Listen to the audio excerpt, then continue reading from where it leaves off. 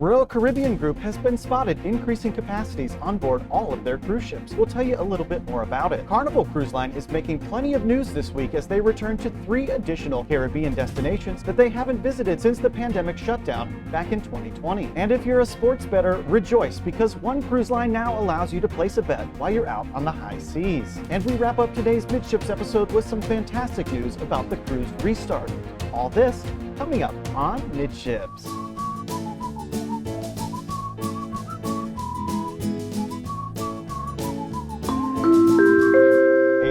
Welcome to the Midships YouTube channel. I'm your Captain Corey. Thank you so much for stopping by today. Well, as you can see, we are not in our normal studio. I'm actually out sitting here on the Lido deck here in Nassau, Bahamas, next to the beautiful Royal Caribbean Freedom of the Seas. As most of you know, I'm sailing a 5-night itinerary aboard Carnival Elation, and on board I have met so many fantastic subscribers from the Midships family. And if you've run into me along the way and subscribed since meeting me, welcome aboard the family. We're so glad to have you here. Now, since we're sailing aboard Carnival, why don't we go ahead and kick off the cruise news with Carnival Cruise Line and give you a little update on their restart and how it's going down here in the Caribbean. From cruiseradio.net by author Sarah Bretz, Carnival Cruise Line returns to Princess Cays. A lot of you might know it as Princess Key. Go ahead and argue about that down in the comments. I'd love to hear all of your opinions. As part of Carnival Cruise Line's continued return to passenger operations, the Carnival Magic arrived in Princess Cays last week, marking the first time Carnival had been to the Bahamian island since the cruise industry shut down in early 2020. And as a side note, I was just in Princess Cays yesterday, and while I finish reading up this article,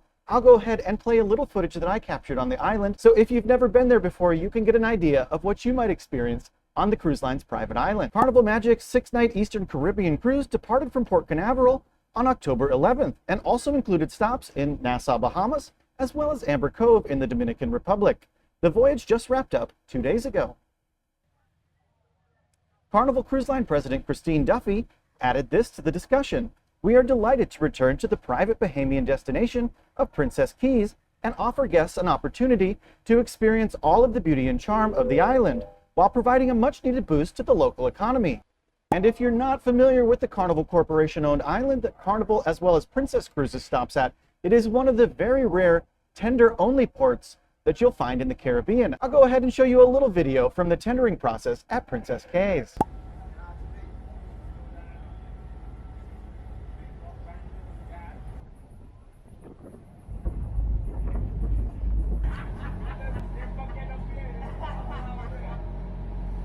Meanwhile, Princess Cruises' first time back to its Bahamian island is scheduled for November 11th, when a newer ship in the fleet, the Enchanted Princess, arrives there during her 10-night cruise that departs a day earlier out of Fort Lauderdale. And that's not the only port in the Caribbean that Carnival is resuming operations at this week. Also from cruiseradio.net by Sarah Bretz, Carnival Cruise Line returns to 2 more Caribbean islands. Carnival Freedom is knocking a bunch of comeback firsts off the list for Carnival Cruise Line this month. On October 9th, the vessel departed Miami for an 8-night Eastern Caribbean itinerary. Included in the stops were 2 ports that Carnival Cruise Line had not yet been to since the industry-wide shutdown in March of 2020. And those ports include the Dutch country of St. Martin and the U.S. Virgin Island of St. Thomas.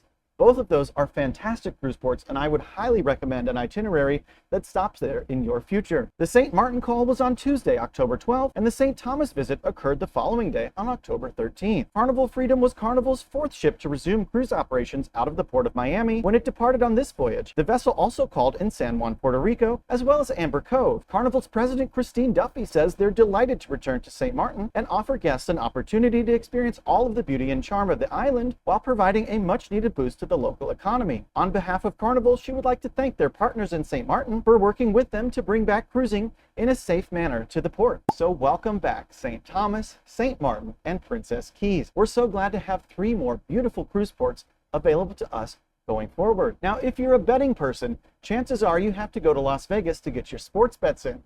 But did you know one cruise line is starting to allow them on the high seas? And even better, you can place your bets now for an event that's going to occur after you return from your sailing. From cruiseradio.net by author Sarah Bretz, Cruise Line rolls out sports betting in recent application update. Real-time sports betting has begun on board Princess Cruises' Majestic Princess. Sportsbook is the latest addition to the Princess Medallion class experience and is enabled by Princess's high-speed internet. The fast real-time connection gives guests the ability to bet on major sports competitions like professional football, basketball, baseball, and hockey, as well as a variety of other domestic and international events. When the ship is in international waters or wherever permitted by law, passengers can use their Medallion app to wager on a host of major sports events, competitions, as well as place prop bets during live events taking place. They also will have the opportunity to place bets on future competitions that occur after their sailing. So look out, Las Vegas, you now have even more competition coming from the casinos here aboard cruise ships. Let's continue our cruise restart updates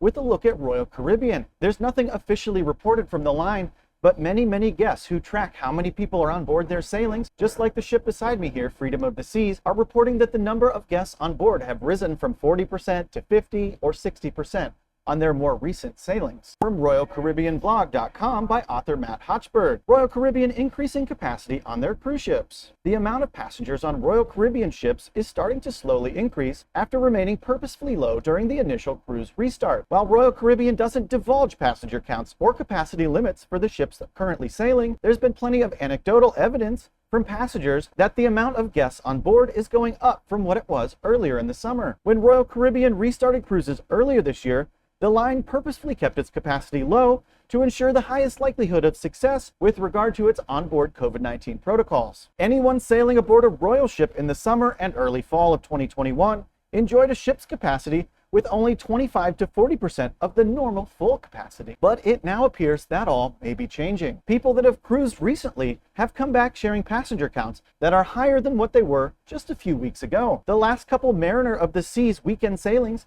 have seen between 2,000 to 2,300 passengers, according to officers on board the ships. Allure of the Seas 7-night sailing that departed on Sunday had almost 2,700 passengers on board, according to one post on Royal Caribbean blog. And Oasis of the Seas sailing from Cape Liberty, New Jersey have seen even higher numbers as well, with their October 17th sailing coming in at 3,147 passengers. Royal Caribbean cruise fans have been sharing their passenger counts on RoyalCaribbeanBlog.com, and while the counts on board ebb and flow depending on a particular sailing, the general consensus seems to be there are more passengers now than earlier this summer. And I would like to echo this. If you are on board a cruise and you can in any way, shape, or form get an idea of how many passengers are on board your cruise ship, I would love to hear about it on my Facebook page at facebook.com/midships.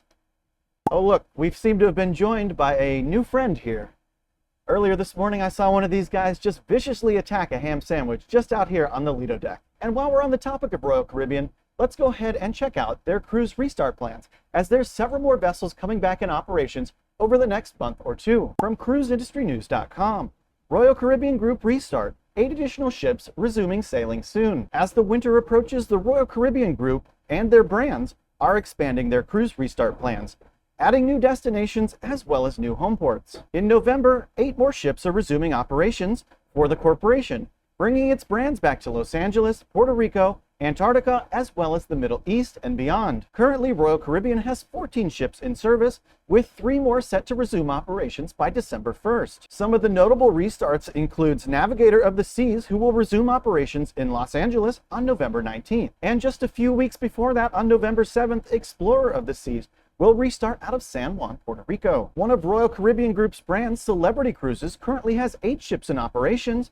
with 2 more to follow by December 1st of this year. Notable restarts include Celebrity Constellation, resuming operations on November 7th out of the port of Tampa. And on November 6th, the Celebrity Reflection will restart operations out of the Port Everglades. So that's absolutely fantastic news coming out for Royal Caribbean. I can't wait to get on board several of those ships, especially out of Los Angeles. If you made it this far into today's episode, why haven't you subscribed to the channel yet? I check out my analytics every day, and I know that only about 14% of my viewers have officially subscribed to the channel. Why don't you take us for a few days test drive? If you don't like it, you can always unsubscribe. And if you really enjoy cruising, why don't you do me a favor and smash the thumbs up button? Thank you so much for stopping by the channel today, and until next time, we'll see you on the Midships.